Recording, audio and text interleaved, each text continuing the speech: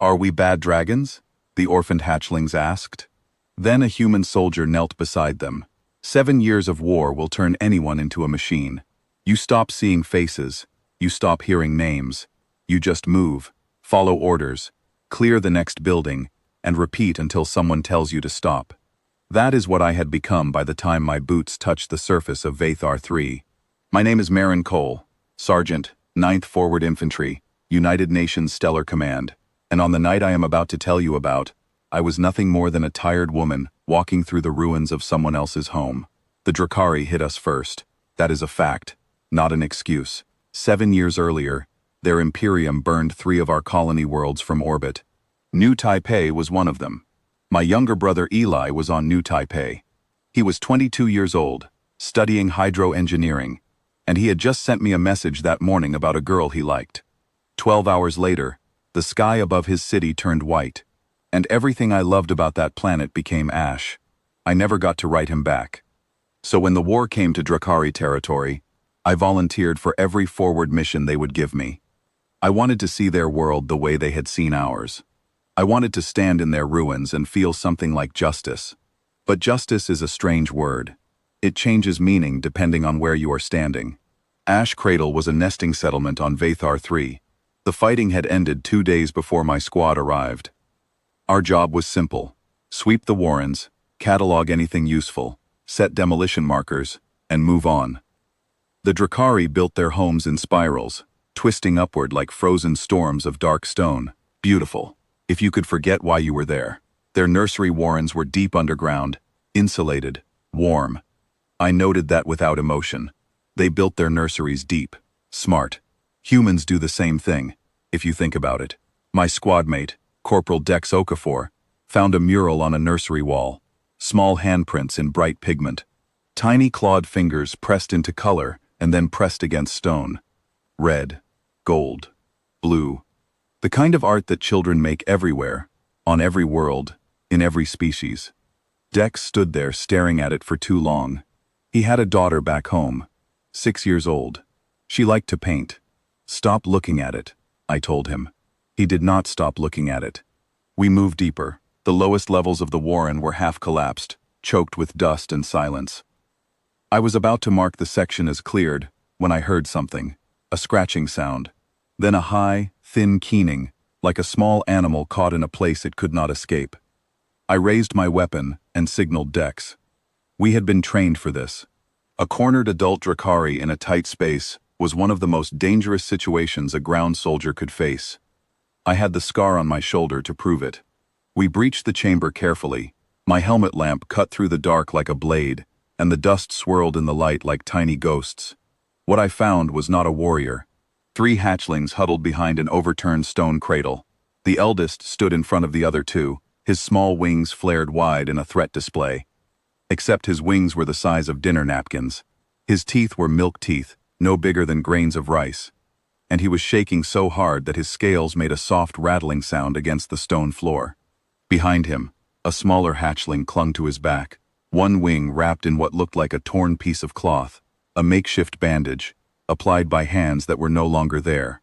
And behind her, sitting on the ground with enormous golden eyes and no fear at all, was the smallest one, a baby, barely old enough to walk. I almost laughed. This tiny creature, this hatchling no bigger than a house cat, was trying to intimidate a fully armored human soldier. It was absurd. Then something in my chest pulled tight like a wire, and the laugh died in my throat. I lowered my weapon. The eldest hatchling spoke. His voice was high and broken, and he was using Universal Standard, the galactic trade language, but badly. The words came out jumbled, desperate, rehearsed. Like someone had taught him a phrase to say if the worst ever happened, and the worst had happened, and now he was saying it to the first face he saw. Dex, who always had a better ear for accents than I did, translated quietly beside me. "He is saying, do not burn us. He is saying they will be good." My stomach turned. I crouched down, still holding my rifle, still wearing my armor, still every inch the soldier I had trained to be. "Where are your parents?" I asked. Slowly, simply. The hatchling did not answer with words. His amber eyes, those vertical pupils that I had been taught to see as predatory, flicked to the collapsed tunnel behind the chamber. And I understood. The tunnel had not collapsed by accident. The adults had sealed it. From the outside, they had pushed their children into the deepest room, closed the passage with their own bodies and whatever strength they had left, and turned to face what was coming. The children were meant to survive. The parents were not. I knew that math. Every parent in the galaxy knows that math. Then the eldest hatchling asked a question. Not to me exactly. To the dark. To the dust. To whoever in the universe might be listening. Are we bad dragons? He said.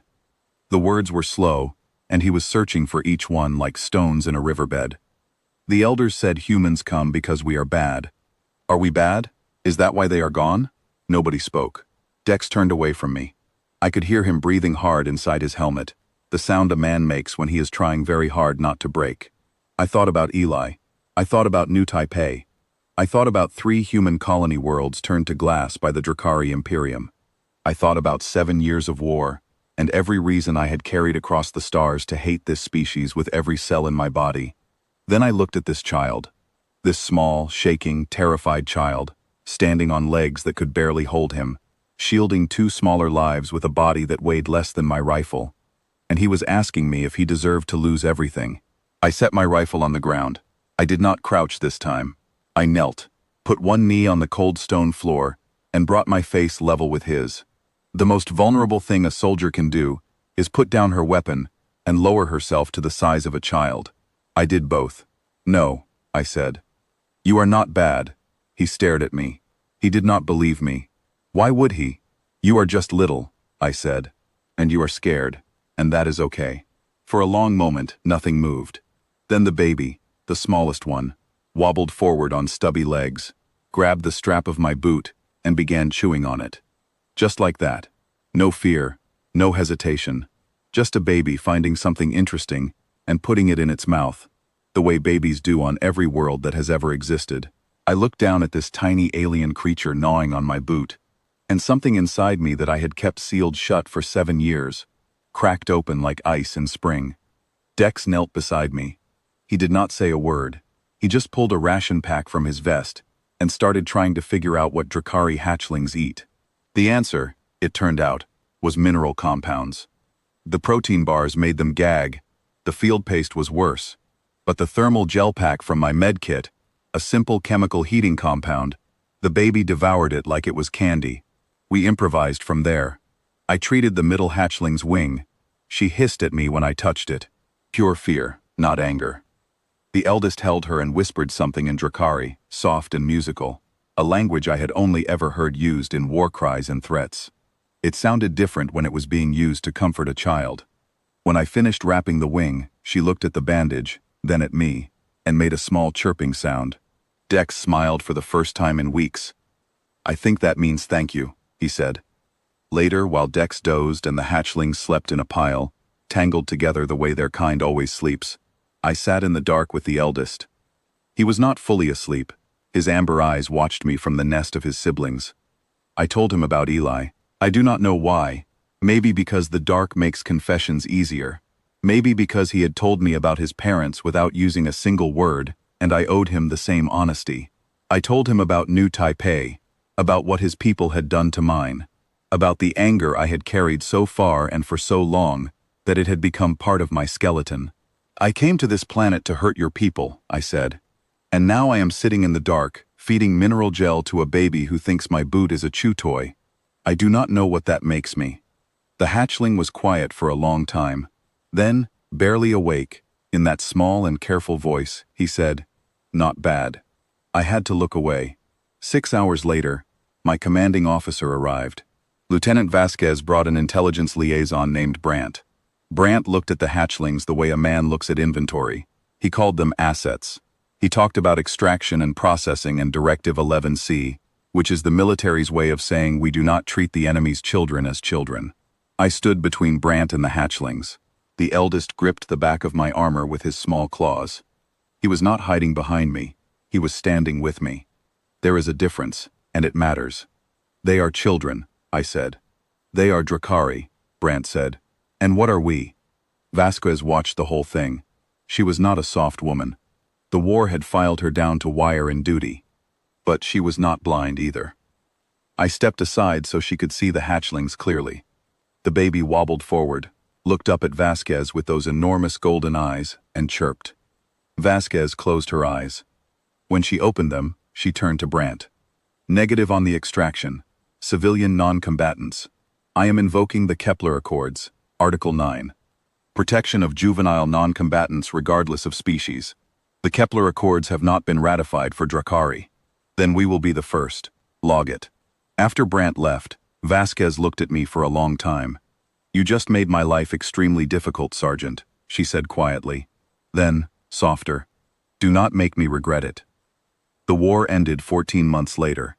Not with destruction, but with an armistice.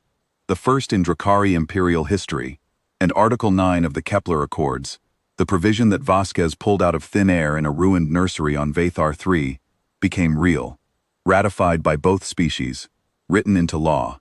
They call it the Ash Cradle Provision now. It protects the children of every species in every conflict. It exists because one lieutenant decided that what we are matters more than what we are fighting. The eldest hatchling, whose name I learned was Sorik, grew up. He became a diplomat, one of the first drakaari to serve in the joint consulate between our species. He speaks perfect universal standard now, better than most humans. He still calls me by a drakaari word that does not translate cleanly. It means something like the one who decided I was worth protecting. Yenna, the middle one, became a healer. Her wing healed, mostly. She flies with a slight lean to the left. She treats humans and drakaari both, and she never asks which species is sitting on her table before she starts working. And the little one, the baby I called Pip because he needed a name and it fit. Pip still chews on things. Some things never change.